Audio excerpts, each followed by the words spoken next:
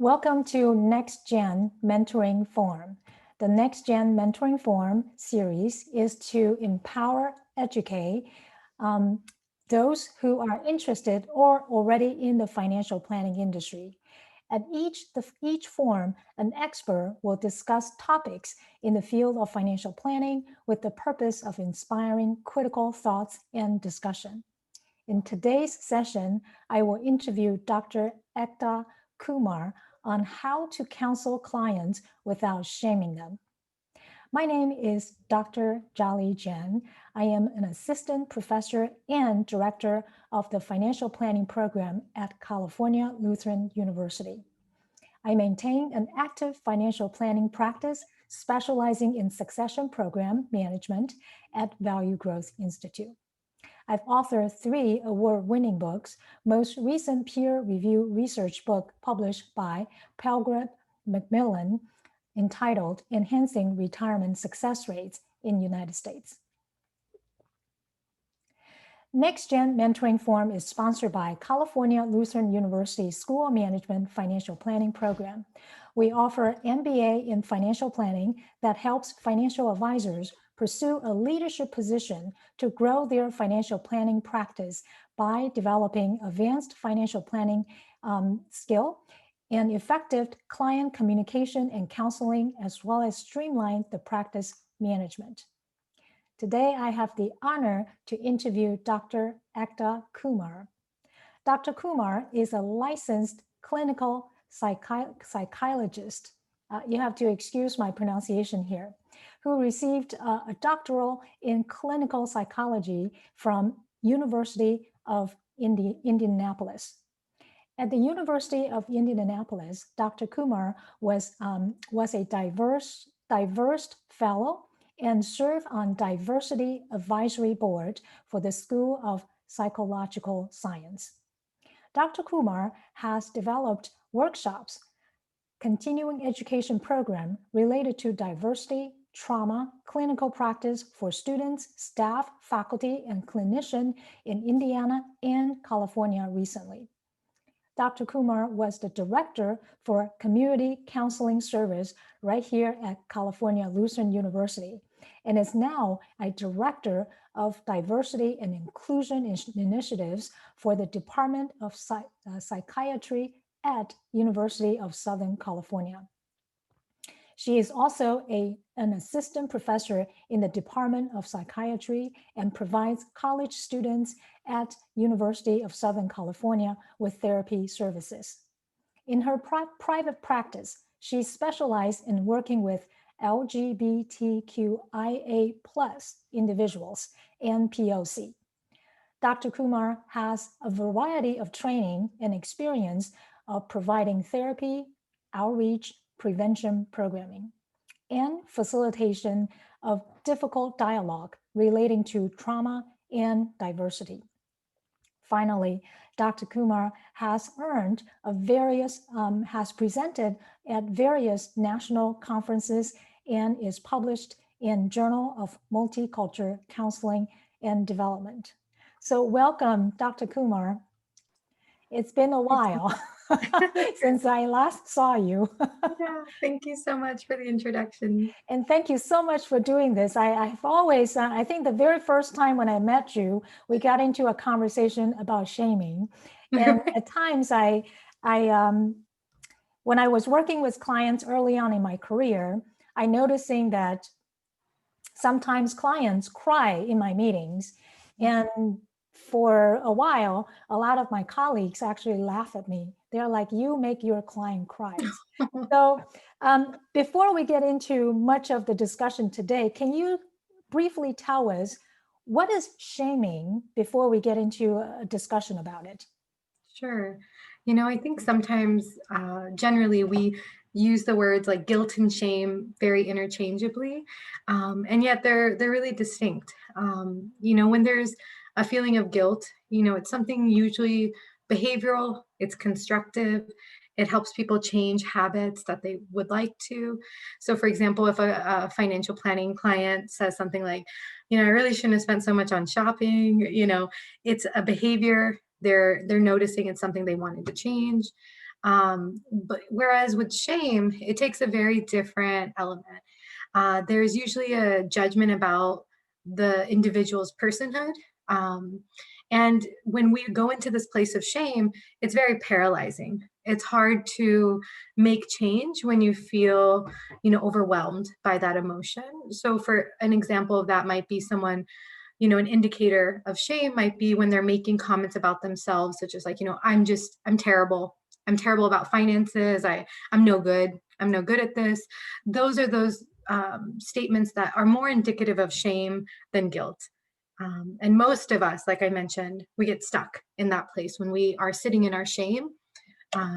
Yeah, so that's something that I'm glad you're kind of differentiating. And so what you're saying is that when clients tells you that I'm not good at money, I'm not good at investing, I'm not good at saving, that underneath what they're saying is that they're feeling shameful. And so from an advisor's perspective, what should we do when we hear something like that? And those are statements that I think kind of just responding with empathy of like, finances are hard.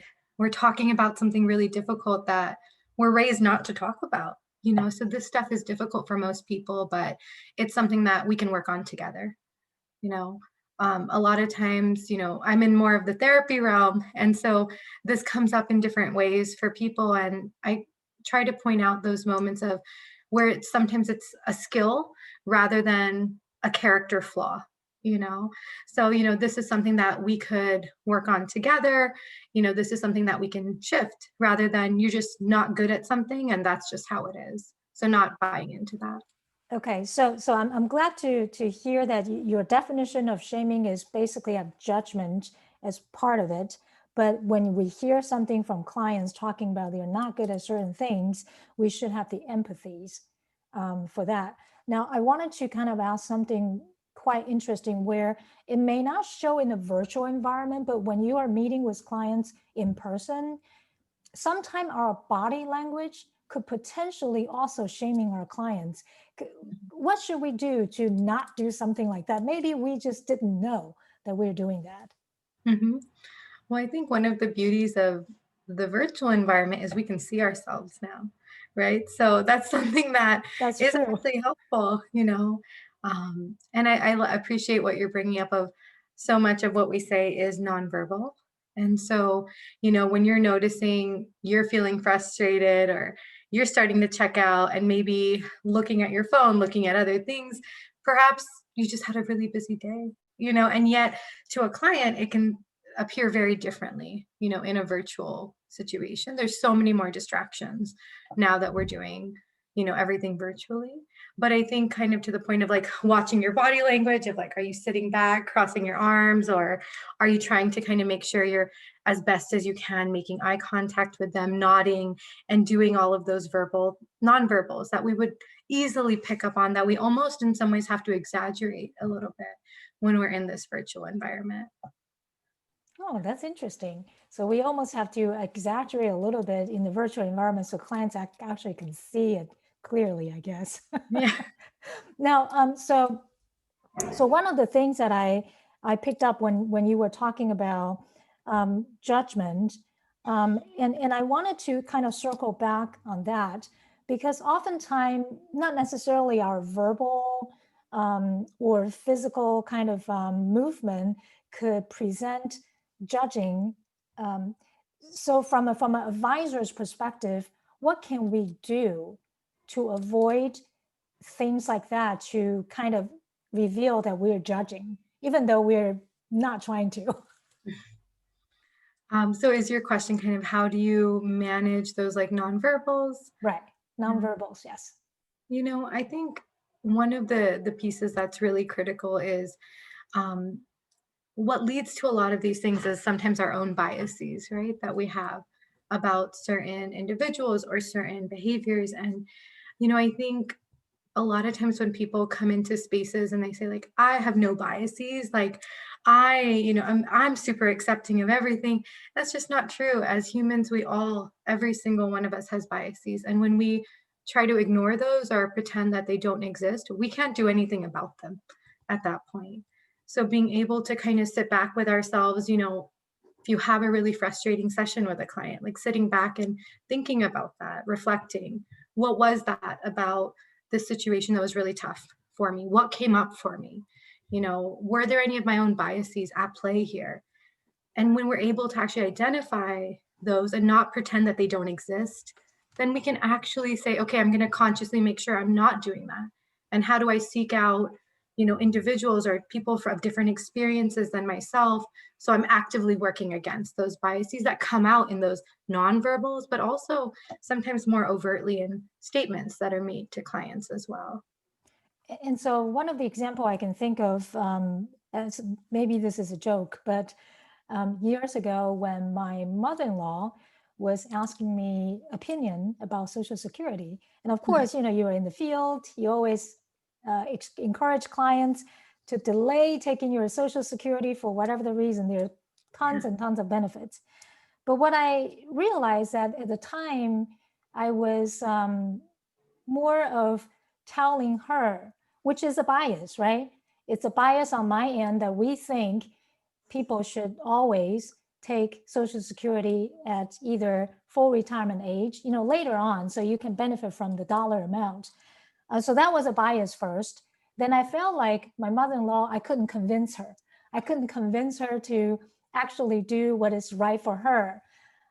So I think that those are probably one of those biases that you mentioned. It could be a certain type of rule of thumbs that we have in the industry that we tend to ask clients to do or advise clients to do. So I think that we probably shouldn't assume these rule of thumbs. We should probably listen. What's the reason why that particular person wants to take the Social Security at 62, right? Mm. And so that's probably, I'm thinking about that in terms of bias coming from the rule of thumbs from the practice itself. But I think there's another type of bias that you mentioned, and that could be also cultural. So for example, if I were to counsel an Asian family, I knew that I am in no position to argue about not paying your children's education, right? In the Asian family, Asian Americans family, that's not negotiable. So besides the rule of thumbs and besides the cultural part, are there any other type of bias that we should pay attention of? Well, I think you mentioned really important ones. Part of me and I is thinking about, each individual has, as you said, different familial values, different cultural values that drive their decision making, different obligations, maybe whether it's to, their church or their temple or even to their own, family. But also, if we think about mental health as well, a lot of sometimes with certain diagnoses or challenges that people are going through, we do see increased spending, gambling, job instability, poor money management. And, when I was especially at community counseling services where we did work with a lot of underinsured individuals or low income families, we also, one of the big reasons people came to therapy was for financial concerns. So, obviously biases are not just limited to culture, but they can be around all types of identity, whether it's sexual identity, gender identity, et cetera. But when I'm thinking around financial planning, exactly what you said, sometimes the questions aren't being asked of like, what are this individual's values? And I think about an example of, individuals who might be sending money back home, but they're in debt right now. And so as a financial planner, you're in this tough spot of it might be easy to say something like, well, that's something that we could easily stop doing. Or you're making kind of like you said, maybe blanket statements of like, okay, stop getting your nails done or stop doing XYZ. And immediately we have all this saving. So being able to, like you said, ask those questions, understand, what is important about this for this individual? How do you meet them halfway? How do you still provide your counsel, which is critically needed, but in a culturally sensitive way as well? One more piece I So was I guess thinking. what you're saying is sometimes that is not necessarily directly giving clients the answer. So for example, when you say they're in debt, they need to send money back home, and our typical statement would be, you should stop doing that. So instead of saying that, we should help the clients to self-discover or self come up with a solution themselves. Is that the right approach? Well, I obviously you all are the experts in financial planning, so I'm not going to pretend to know how you all do the magic that you do. Some of the things that I'm thinking about would be, starting with empathy before the intervention. So for example, that example of an individual sending money back home. So starting out with even something like, it sounds like you're carrying a lot of responsibility. You're trying to provide for your family as much as possible, and then asking those questions, like you said, okay, so how much of your paycheck are you sending back home? Do you know what expenses you're helping out with the most?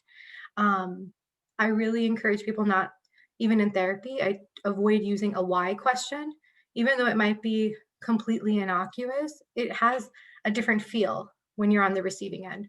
So instead of saying something like, why do you send that money home when you clearly need it to pay your bills?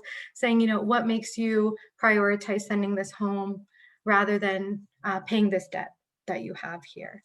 And then, as you mentioned, kind of, brainstorming solutions that honor their values. And also, you're pointing out the positive aspects of it too. So, I admire your commitment to your family. And are there any other individuals who could also help? Or, I really admire your commitment to to your family. Are there any ways you could also support your family if we pulled back a little bit here? So we want to make sure we're meeting your financial goals, but we're also honoring your values. Those are ways of, Wow. pulling the person in. What do you think about that? I think that's I think it takes a time to do what you just mentioned, because you say what makes you prioritize such things, right? And to also not just value what their value is, but we also have to listen well, right? We have to listen deeper as well, because it's not just, obviously they wouldn't be in front of us if they don't have a problem. So we shouldn't be just pushing them down further down. There is a questions in the chat box regarding about how do we get around the biases for rule of thumb, such as, you can take Social Security at 62, but if we encounter that with a client, what would you recommend in terms of working around that kind of bias, other than asking, since we couldn't use why. So what would you recommend? Working around our biases, I think that's something that we all have to do in like all parts of our life, right? And it does start with first just that reflection of like, where did I learn this? Where is this coming from? How might this person's worldview situation might be different than mine? How do I understand that and still engage that person? For example, like you said, there's a lot of benefits to waiting to pull this from Social Security. So, but however, I hear that this is really important, that you do need this money right now. Why don't we talk about a few other options as well, and let's make the one that's best for you. So maybe you notice, okay, I want to just tell the client not to do this, but instead kind of opening up that conversation.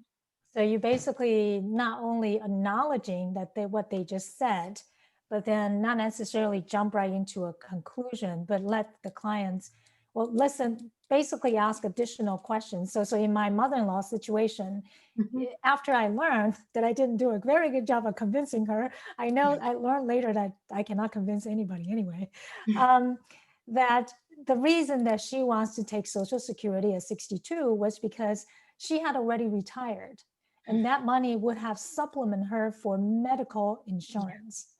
So I think that oftentimes it's just one more step of asking additional follow-up questions. We as advisors or planners or counselor will be able to kind of find out Mhm. why instead of using the word why. Right. I even think about a personal example of, my family, we immigrated from India. I was born in India. My family worked really hard, here. And so anytime we had savings, we took a trip to India. That's, where our family is. That's where we went.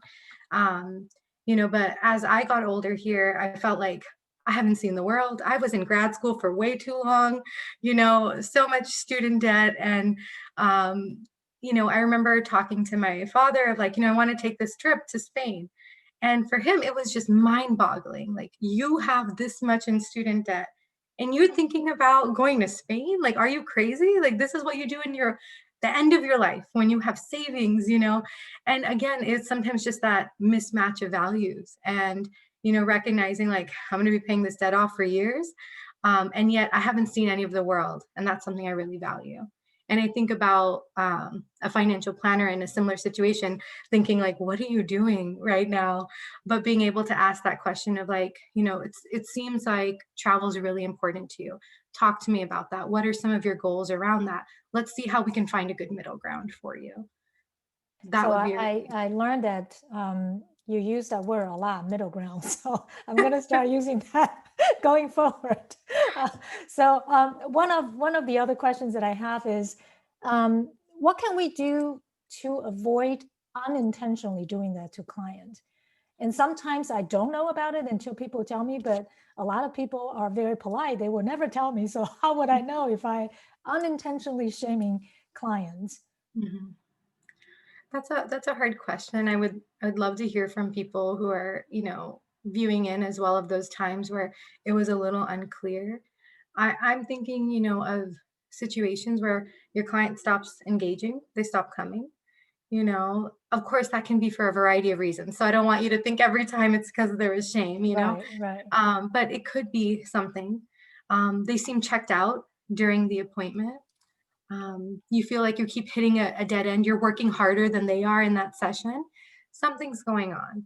And these could possibly be indicators of the client's feeling, shame. Maybe it's not due to what you said, but what they're caring about their personal situation. It's very tough.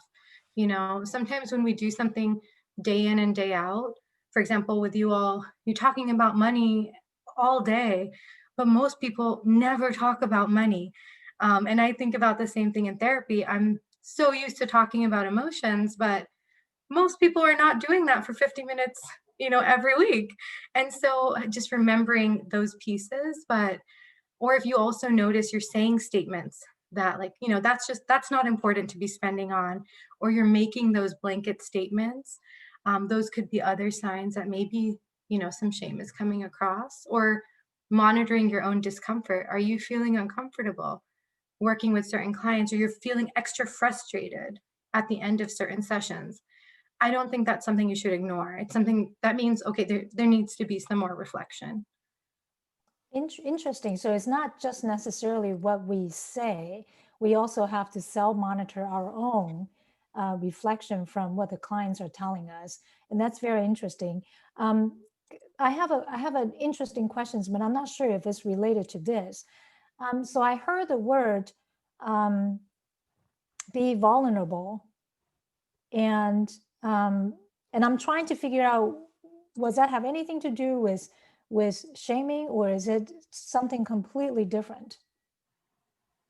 What part did you mean from being vulnerable? Yeah, I've just I heard people say that being vulnerable, that you can potentially grow in some way. So I'm curious about what that word actually means in terms of helping our clients not to be shameful.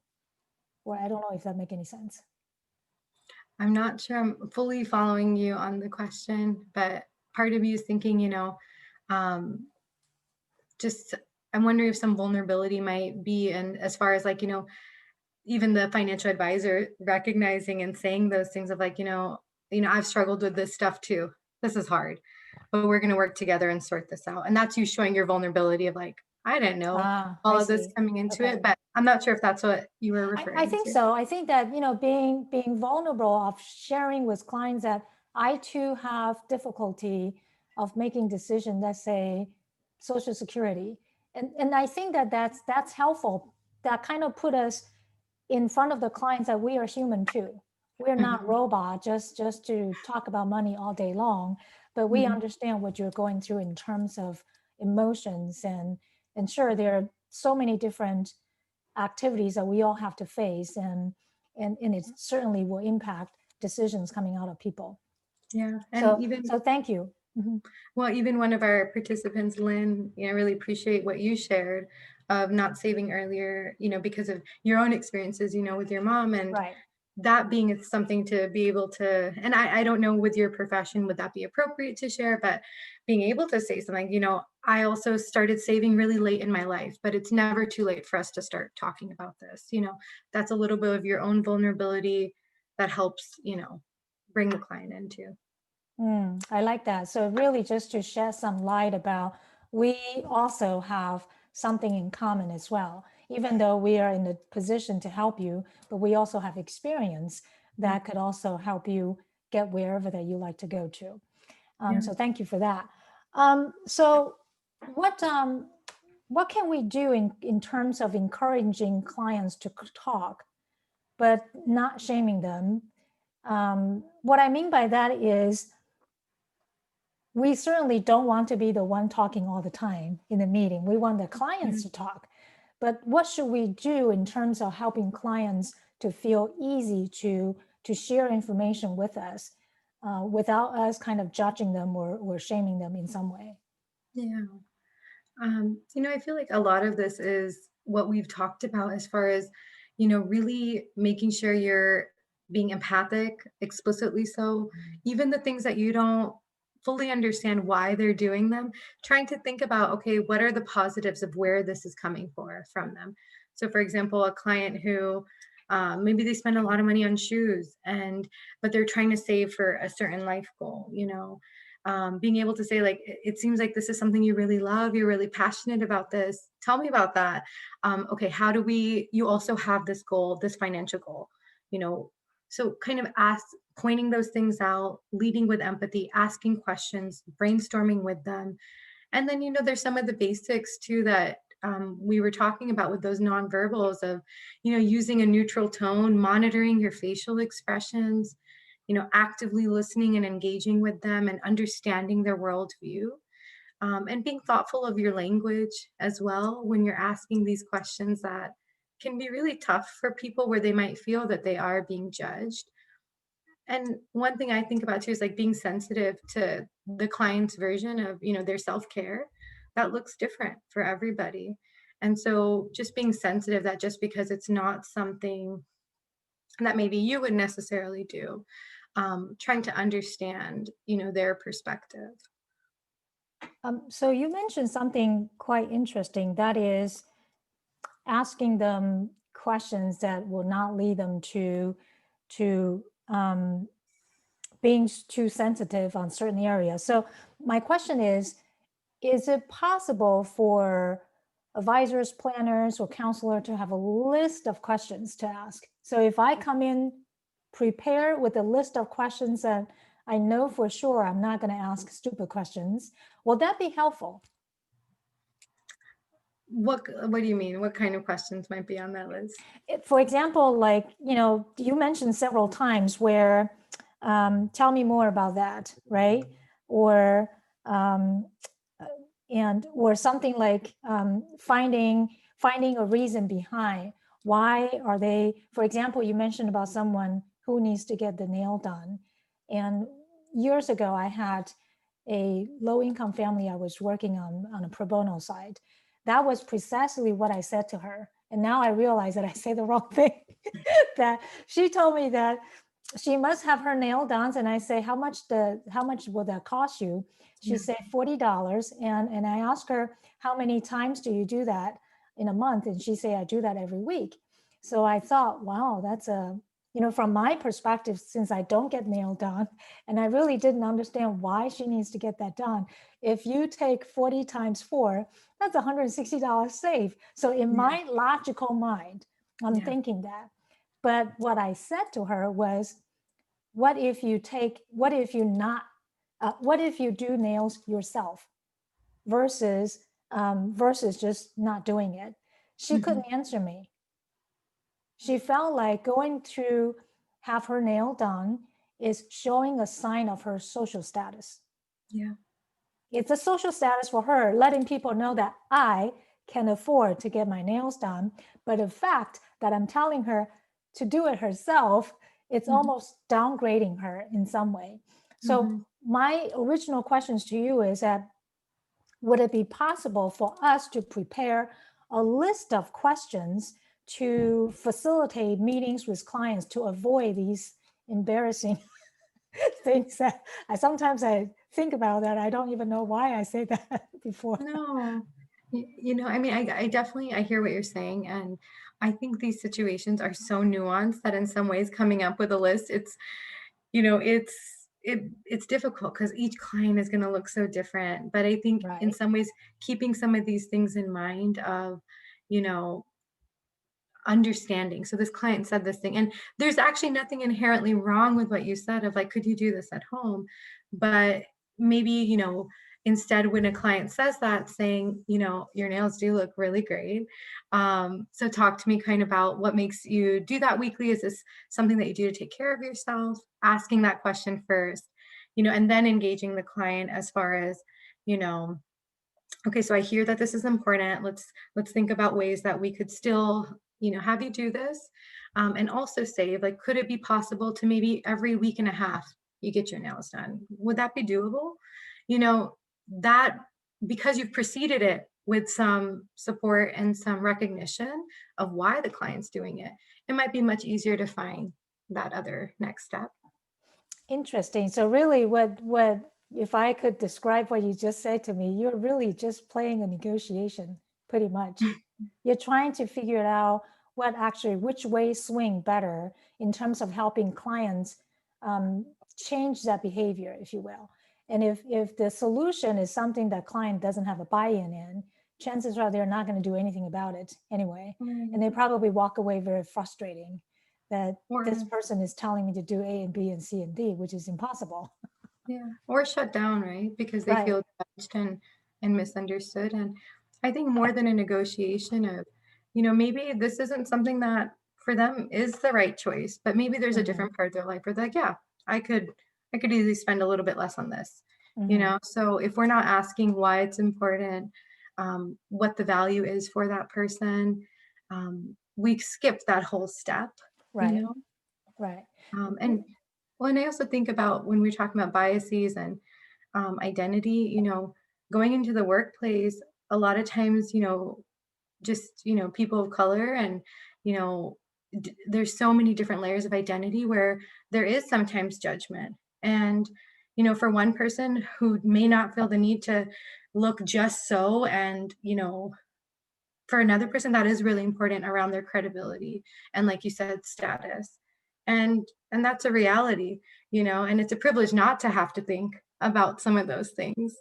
And so sometimes we forget those pieces too.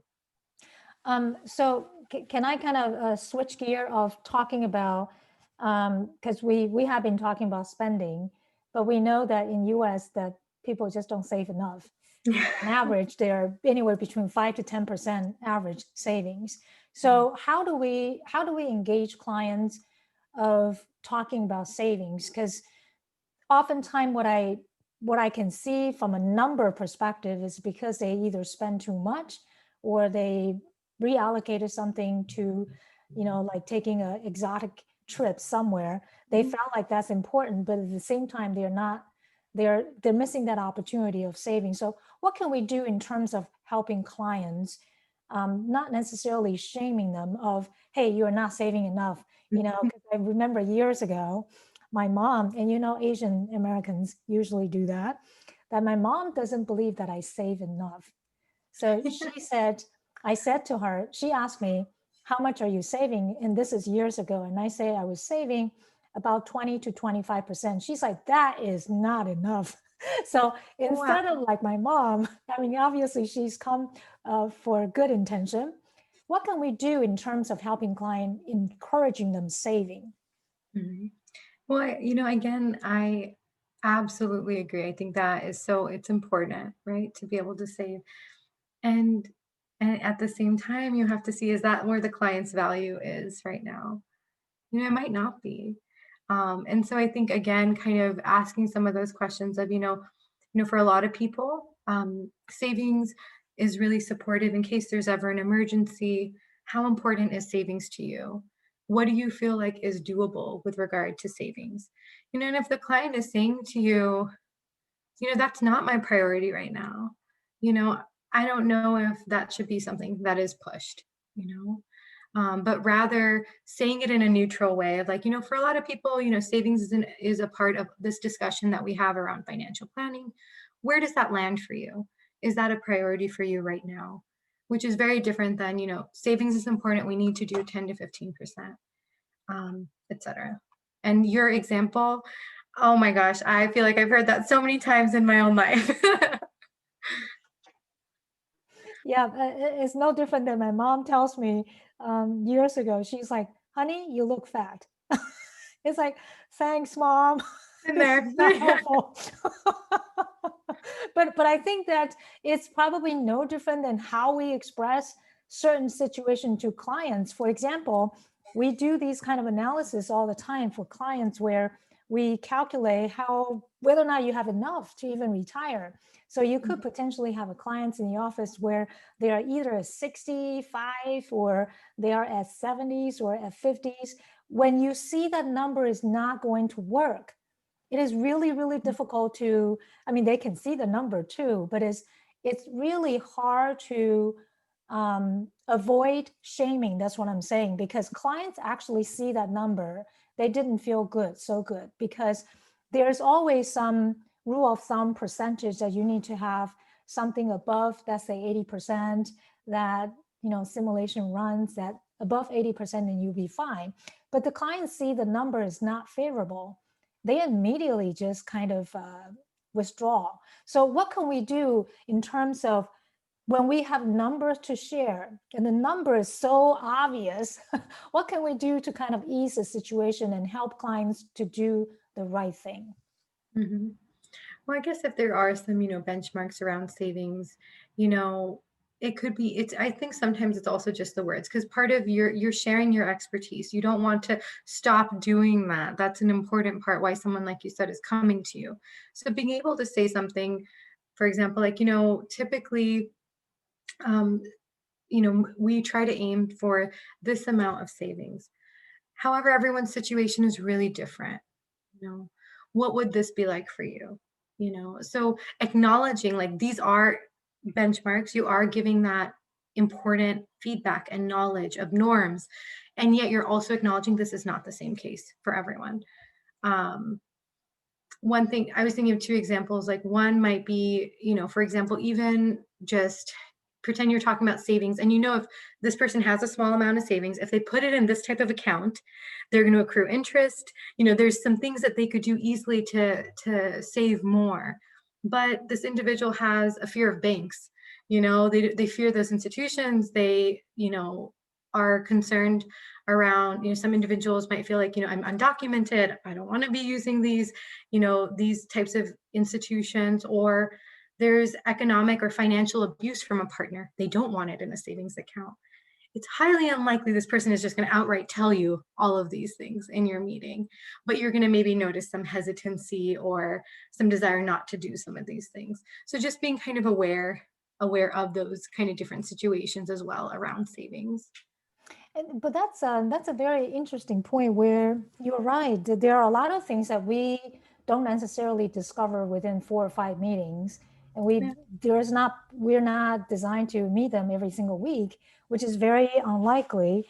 But things like fears of a certain type of financial institutions, such as bank, or they have been burned in the past from a spouse that don't necessarily take finance responsibly, all of that could attribute to what they are doing currently. For example, I had a client years ago where I request clients to, if they're married, I want to Mhm. see both of them. I don't want to see just one because I need to hear from both sides. And she Right. insisted on not to have her husband in the meeting. And Yeah.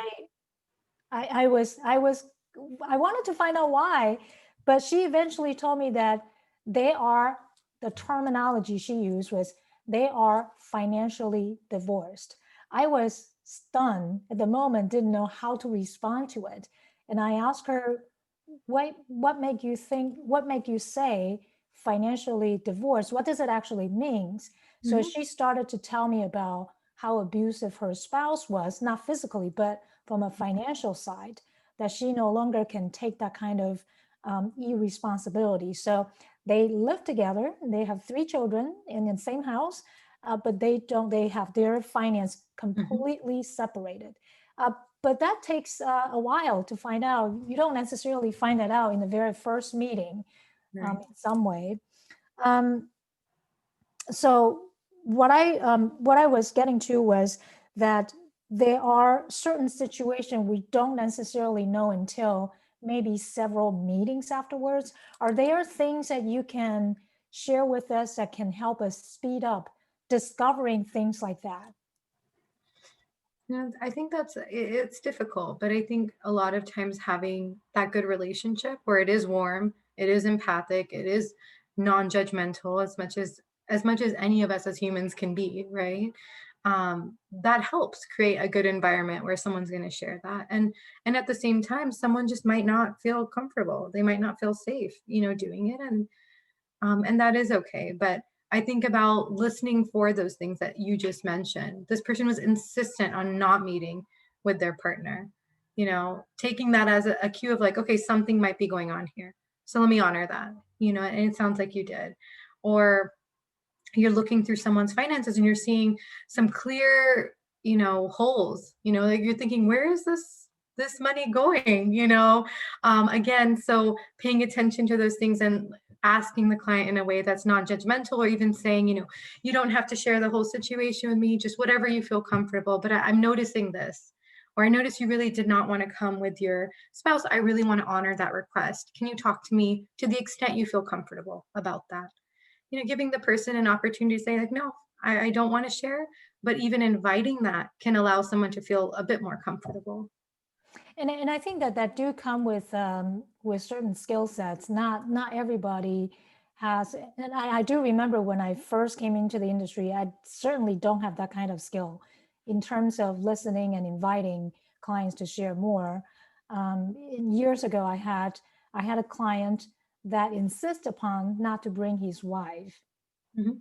but it took me about 3 meetings to find out, even though I wasn't directly asking him, but it took me 3 meetings to find out the reason he doesn't want to have the wife in the meeting was because he was burned 3 times.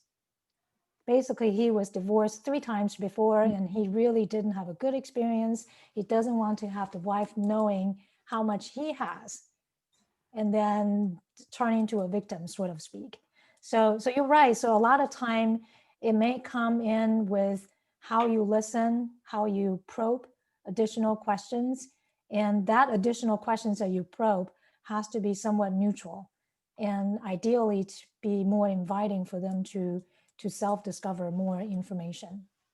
Right, right. I felt like there are a whole lot of things that I don't know what to do.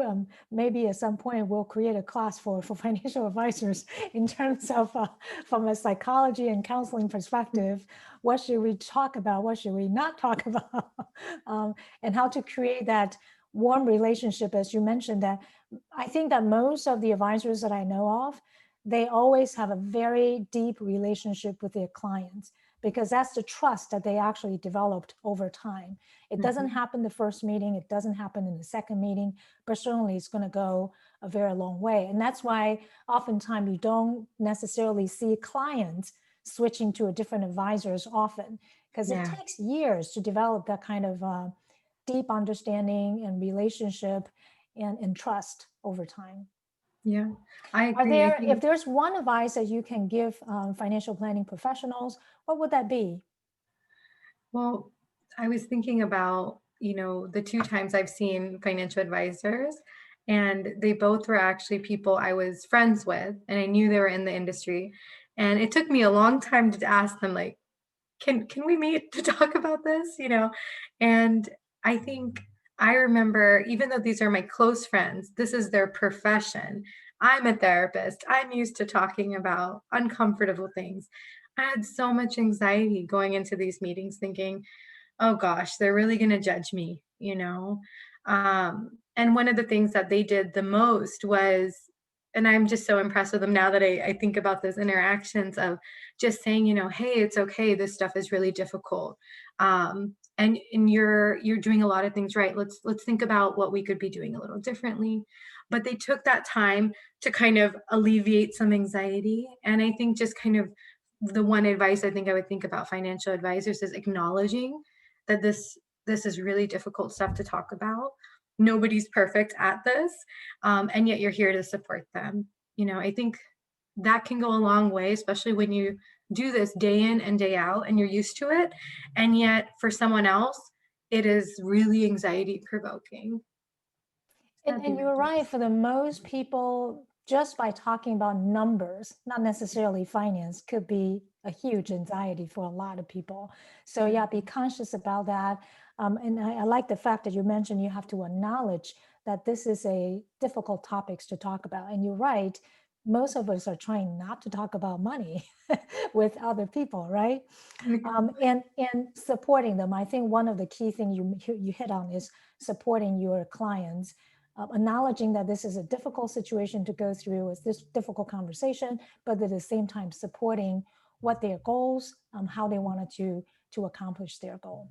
So thank you so much for, I wish we have more time to go more in depth, but thank you so much for these valuable short lessons that you provided.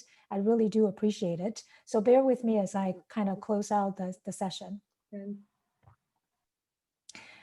So thank you, Dr. Kumar. We're so glad to have you at the Next Gen Mentoring Forum. This is an incredible, informative session for me. At least I learned so much about how to build a trust and relationship by acknowledging difficult conversation as well as supporting your clients in the different layers, if you will. And I also wanted to thank for California Lutheran University School of Management Financial Planning Program for sponsoring today's Next Gen Mentoring Forum. California Lutheran University School of Management offers MBA in financial planning, helps financial advisors pursue a leadership position, grow their financial planning practice by deploying advanced financial planning, effective clients communication and counseling, as well as streamlined practice management. Please sign up for our info session for more information about the program. Our next Gen Mentoring Forum is on November 11th at 1 p.m. and that's next Wednesday at 1 p.m. Please join me to interview Dr. Vlad Venom on why is talent management important for financial planning practices. So thank you all for attending today's session. We really appreciated your time, and we wanted to thank Dr. Kumar for today's webinar session. Thank you, everyone. Thank you. Okay.